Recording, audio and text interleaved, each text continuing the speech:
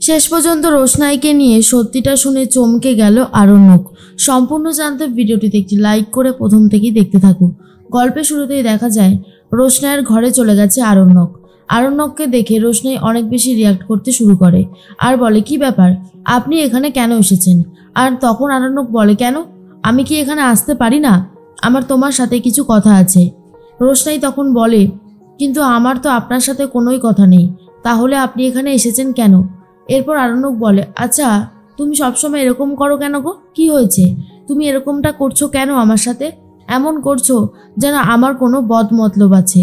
রোশনাই বলে, থাকতেই পারে, আপনার বদমতলব আছে কি ভালো মতলব আছে সেটা আমি বুঝবো কি করে? আরণ্যক তো প্রচণ্ড রেগে যায় আর বলে, রোশনাই, আমি তোমার কথা শুনে সব কিছু করছি আর তুমি আমার সাথে এইরকমভাবে ব্যবহার করছো, এটা কিন্তু মোটেও ঠিক হচ্ছে না। রোশনাই তখন বলে, আমি কি করতে পারি? সবাই তো আমাকেই কথা শোনাচ্ছে, আমার যে এগুলো শুনতে একদমই ভালো লাগছে না, সেটা আপনি বুঝতে পারছেন না? আপনার সাথে গরিমা দিদির বিয়ে একেবারে ফিক্সড হয়ে গেছে, আর আপনি তাও একটা বাইরের মেয়ের জন্য এত নাক গলাচ্ছেন কেন স্যারজি? শুধুমাত্র আমি বিপদে পড়েছি তার জন্য, নাকি সত্যিই আপনার অন্য কোনো মতলব আছে তার জন্য? আরণ্যক বলে, রোশনাই, তোমার কি মাথা খারাপ হয়ে গেছে? তুমি নিজেও জানো না তুমি এসব কি বলছো।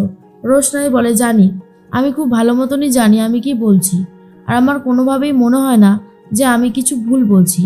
যা বলছি সেটা একদম ঠিক কথাই বলেছি। স্যারজি, আমাকে এবারে আমার মতন ছেড়ে দিন, আমি একটু নিজের মতন করে বাঁচতে চাই। আরণ্যক তখন বলে, তোমার কি মনে হয় তুমি নিজের মতন করে বাঁচতে চাইলেই তোমাকে বাঁচতে দেওয়া হবে? রাজেশ ভাই তোমাকে বাঁচতে দেবে না, কথাটা ভালো করে মাথায় রেখে দিও। আর এই সমস্ত কথা শোনার পরে রোশনাই বলে, কি করবে, আমাকে শেষ করে ফেলবে তাই তো? আমাকে নিয়ে আপনার আর এত ভাবনা চিন্তা করতে হবে না, আমাকে আমার মতন থাকতে দিন, তাহলেই ভালো হবে। এর মধ্যেই সুরঙ্গমাকে ফোন করেছে আরণ্যকের মা। তনুশ্রী তখন বলে, সুরঙ্গমা, আপনি একবার গরিমাকে নিয়ে আমাদের বাড়িতে আসুন না। সুরঙ্গমা বলে, যেভাবে আমার মেয়ের ফেস লস হলো আমার আর ভালো লাগছে না।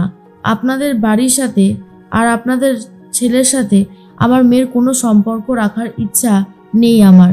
আমি চাই না গরিমা আরণ্যককে বিয়ে করুক। যা যা হয়েছে এই সব কিছুর জন্য যদি কেউ দায়ী থাকে তাহলে সেটা শুধুমাত্র আরণ্যক। এর মধ্যেই তখনই তনুশ্রী বলে, বুঝতে পেরেছি, রাগ হওয়াটাই স্বাভাবিক, কিন্তু একবার সব কিছু ভুলে গিয়ে আবারও কি নতুন করে শুরু করা যায় না?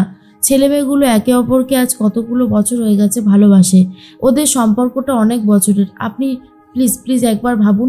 আর তখনই সুরঙ্গমা বলে, কি ভাববো? যতক্ষণ না রোশনাই ওই বাড়ি থেকে বিদায় হচ্ছে ততক্ষণ আমার মেয়ে আর ওই বাড়িতে যাবে না। তনুশ্রী তখন বলে, বেশ তো, আপনি সুরঙ্গমা আপনি নিয়ে আসুন আপনার মেয়ে গরিমাকে, তাহলেই তো হয়। আপনি চাইলে সব করতে পারেন, আপনি গরিমাকে বুঝিয়ে সুঝিয়ে নিয়ে আসুন। দরকার পড়লে রোশনায় স্মৃতির সিঁদুর শাখা ভেঙে দেবে এই আমাদের গরিমা। আর আপনি বুঝতে পেরেছেন তো আমি কি বলতে চাইছি? তখনই সুরঙ্গমা বলে, হ্যাঁ, আমি গরিমাকে চাইলে নিয়ে যেতেই পারি। আমি জানি না অবশ্য গরিমা যাবে কিনা, তবে আমি অবশ্যই ওকে বলবো। সুরঙ্গমা বলে, বলুন, আরেকটা কথা, আপনি আরণ্যককে বলুন অনেক তাড়াতাড়ি যেন ও ওই বাড়ি থেকে রোশনাইকে বিদায় করে, আর রোশনাইকে যেন ওর জীবনে কোনো জায়গা না দেয়। আর হ্যাঁ, রাজেশ ভাই যেটা বলে সেটাই করে। রাজেশ ভাই কিন্তু রোশনাইকে বিয়ে করবেই, আরণ্যকের সামনেই বিয়ে করবে, এটা হলেই সব থেকে ভালো হবে। তখনই তনুশ্রী বলে, আপনি যা যা বলবেন আমরা সব কিছু মেনে নিতে রাজি আছি, আমাদের কোনো অসুবিধা নেই। অন্যদিকে দেখা যায় আরণ্যক রোশনাইকে বোঝায় আর বলে, দেখো, আমি তোমাকে অনেক কষ্ট করে রিস্ক নিয়ে একেবারে তোমাকে এখানে নিয়ে এসেছি যাতে তোমার কোনো ক্ষতি না হয়। তোমার যদি কোনো ক্ষতি হয় তাহলে সেটা আমি মেনে নিতে পারবো না। আশা করি তুমি আমার কথাটা বুঝতে পারছো। এর মধ্যেই রোশনাই বলে, আমার ক্ষতি, আমার ভাবনা নিয়ে আপনাকে কেন এত টেনশনে থাকতে হবে? কই, আপনি তো গরিমা দিদিকে নিয়ে ভাবছেন না? আরণ্যক বলে, আমি জানি গরিমা রাগ করেছে, কিছুক্ষণ পরেও আমাকে আবারও ফোন ব্যাক করবে, আমাদের মধ্যে সমস্ত ঝামেলা মিটে যাবে, কিন্তু তুমি যদি একবার এই বাড়ি থেকে বেরিয়ে যাও তাহলে কিন্তু অনেক বড় বিপদে পড়বে। তুমি জানো না ওরা কিন্তু তোমাকে অনেক দূরে পাঠিয়ে দিতে পারে। রোশনাই বলে, যদি পাঠিয়ে দেয় তাহলে দেবে, কিন্তু আমি এসব নিয়ে ভাবছি না। দয়া করে আপনিও এসব নিয়ে ভাববেন না, আমাকে একটু একা থাকতে দিন, নিজের মতন থাকতে দিন। আশা করি আপনি আমার কথাটা বুঝতে পেরেছেন। আরণ্যক তখন বলে, যেটা করছো সেটা ঠিক করছো না, ভুল করছো। তোমাকে বারবার করে বলা সত্ত্বেও তুমি কেন যে বুঝতে চাইছো না সেটাও আমি বুঝতে পারছি না। এর মধ্যেই ঠাম্মি কথা বলতে থাকে জাহ্নবীর সাথে আর বলে, রোশনাইকে ডাকো, ওকে নিয়ে আমরা তাড়াতাড়ি বেরিয়ে যাব, কারণ আর সময় নষ্ট করা যাবে না। তখন জাহ্নবী বলে, সত্যি দুদিনের মেয়েটা বাড়িতে এসে কি সর্বনাশটাই না ঘটিয়ে দিল। এই জন্য কাউকে বিশ্বাস করতে নেই, কাউকে ভরসা করে বাড়িতে ঠাঁই দিতে নেই। কোথা থেকে যে কি হয়ে যায় কেউই বলতে পারে না। তনুশ্রী তখন বলে, ঠিক কথা বলেছ জাহ্নবী, একদম ঠিক বলেছ।